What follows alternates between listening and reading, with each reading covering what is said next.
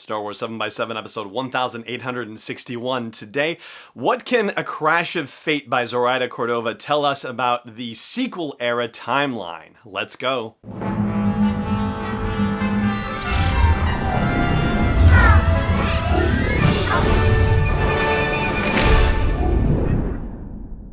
Hey Rebel Rouser, I'm Alan Voivod and this is Star Wars 7x7.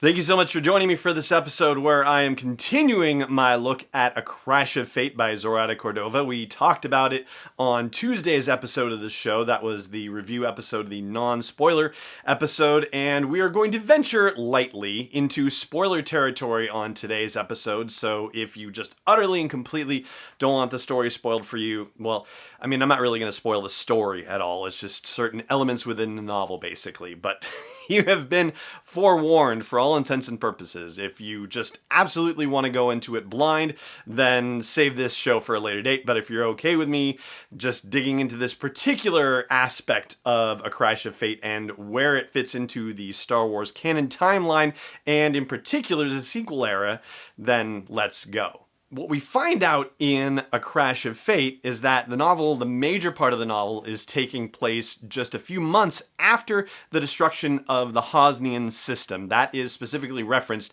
in the novel. And so already that puts it beyond The Last Jedi.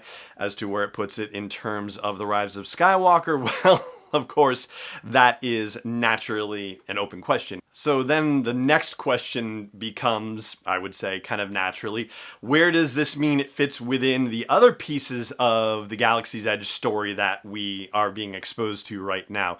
In particular, the actual Galaxy's Edge theme park experience. We've been told that it takes place on a specific day within the Star Wars timeline. And so if you go there, no matter what day you're going, at least for the time being, you are arriving on a specific day in the Star Wars universe. And so that would, of course, mean that A Crash of Fate takes place either before or after that particular day that's captured in amber, if you will, at Galaxy's Edge, the actual theme park experience. And I'll tell you, I think the answer is that it takes place after the Galaxy's Edge theme park experience, because the way that the First Order presence is described in A Crash of Fate, and as I said, we're not doing some, major story spoilers or anything like that. So I guess in a way, me telling you what I'm about to tell you sort of eliminates possible ideas in your head about what Crash of Fate is about. But the First Order has a presence in Black Spire Outpost, and there are a couple of situations where they appear in the novel, but they are by no means a part of the driving action of the novel. They just end up creating particular elements of conflict at moments in A Crash of Fate, but they are definitely not the center of the novel. However, the presence of stormtroopers is comparatively recent on Batuu, and yet there is proselytizing happening. Some random citizens on Batuu are out in the Black Spire Outpost marketplace and are talking about joining the First Order, trying to get people to join the First Order and saying, no, you got to join these people. And naturally that causes its own kind of conflict. But in thinking about the Galaxy's Edge experience, at least everything that I've read and seen about it so far, I don't think there are any open demonstrations by citizens in favor of the First Order or in support of the First Order at that point. And so that would suggest to me a more developed presence, a more developed influence of the First Order on the citizens of Batuu and Black Spire Outpost in A Crash of Fate as compared to what you see in the theme park experience. And so A Crash of Fate would take place after the theme park experience based on that. At least that's my reasoning. As far as the Resistance goes, well, what we learn from A Crash of Fate is that their presence is known, sort of, on Batuu, but it's only spoken of in whispers, and the character Jules is not necessarily sure that it is in fact true that the Resistance is on Batuu. Basically, the notion is that people talk and tell tales and stories, and you hear rumors and things like that, but it's not necessarily a sure thing, or at least from his perspective, he doesn't know whether to believe that the Resistance is actually on Batuu until he actually has an encounter with the Resistance or representatives thereof.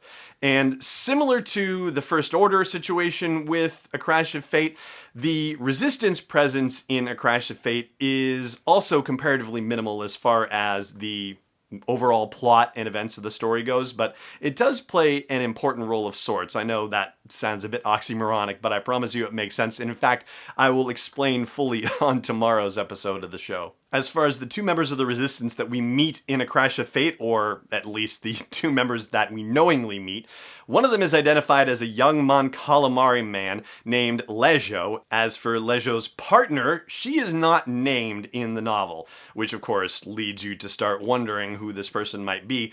The only information we get is that she has dark brown skin and tight curly hair kept short. That's what it says in the novel. And if you look at the promotional posters for Phasma, the novel by Delilah Dawson that came out as part of the Journey to the Last Jedi publishing initiative, well, that description fits with Vi Marathi, the Resistance spy featured prominently in that novel, and who will also be appearing in her novel Black Spire that's coming out later this month, and who also appears roaming around Black Spire Outpost in the Galaxy's Edge theme park as well. And granted, I'm sure there are many people who could be described as having dark brown skin and tight curly hair kept short in the Star Wars galaxy in general, but it seems rather an interesting coincidence that somebody fitting a basic description of Vi Marathi would be spotted on Batuu when we know that Vi Marathi is appearing on Batuu in multiple Star Wars storytelling opportunities. So, yeah, that's really kind of intriguing. The only thing that's a little puzzling is the hairstyle situation, which I'm actually going to get into this weekend on the show, so stay tuned for that.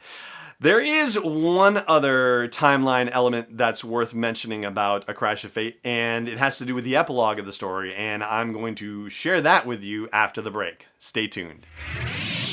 This episode is brought to you by Constant Contact, the premier email marketing solution for small businesses and organizations. I've used their service since 2003, and over the past decade and a half, I've watched them evolve, make the product simpler, more powerful, easy to use, and do everything that they can to help train people to use the product more effectively and for it to work with other forms of marketing like social media, for example. So check out sw7x7.com/email to learn more about Constant Contact and start a free trial. Once again, that is sw7x7.com/email for a free trial. Welcome back. So, the events of the epilogue of A Crash of Fate do not take place immediately after the body of the novel. And it's not clear exactly how long, but there are a couple of clues, and there's a reason why it's worth working through those clues, which I will explain in a moment. But first, the clues. There's a ship that's damaged at the end of the body of the novel, and it takes quote-unquote weeks for it to be repaired. So that's one clue. Another clue is that our main characters, Izzy and Jules, are making plans for their next adventure, and they've been doing this for weeks in the cantina. So there's another use of weeks. And my read of the novel, at least, suggests that those 2 weeks periods are consecutive and not concurrent. So I get this sense that it's at least a month, maybe more, after the events of the body of the novel that this epilogue takes place. And in the epilogue, people are observed packing up and leaving Batuu, which the characters ascribe to the increasingly felt presence of the First Order on Batuu. But at the end of the epilogue, fighting breaks out between the Resistance and the First Order, and it's characterized as the Resistance finally coming out of hiding. Now, we don't get to learn what kind of ships or personnel either the Resistance or the First Order are fielding in this first outbreak of conflict. Just laser fire is described in the sky, and that's pretty much it. But this is the first instance of open warfare between the two, and it takes place, we'll say, roughly a month or so after the events of the novel. And since the novel takes place a few months after the cataclysm in the Hosnian system, well, that puts it, we'll say, roughly 6 months after the events of The Last Jedi and The Force Awakens. And that right there is everything you need to know about the timeline of A Crash of Fate. And that's going to do it for today's episode of the show, too. Thank you so much for joining me for it, as always. And may the Force be with you, wherever in the world you may be. This podcast is not endorsed or sponsored yet by Lucasfilm Limited, Disney, or 20th Century Fox. It is intended for entertainment and information purposes only. Star Wars, the Star Wars logo, all names and pictures of Star Wars characters, vehicles, and any other related Star Wars items are registered trademarks and/or copyrights of Lucasfilm Limited or their respective trademark and copyright holders. May the Force be with them. All original content is copyright 2019 by Star Wars 7x7. We hope you love it.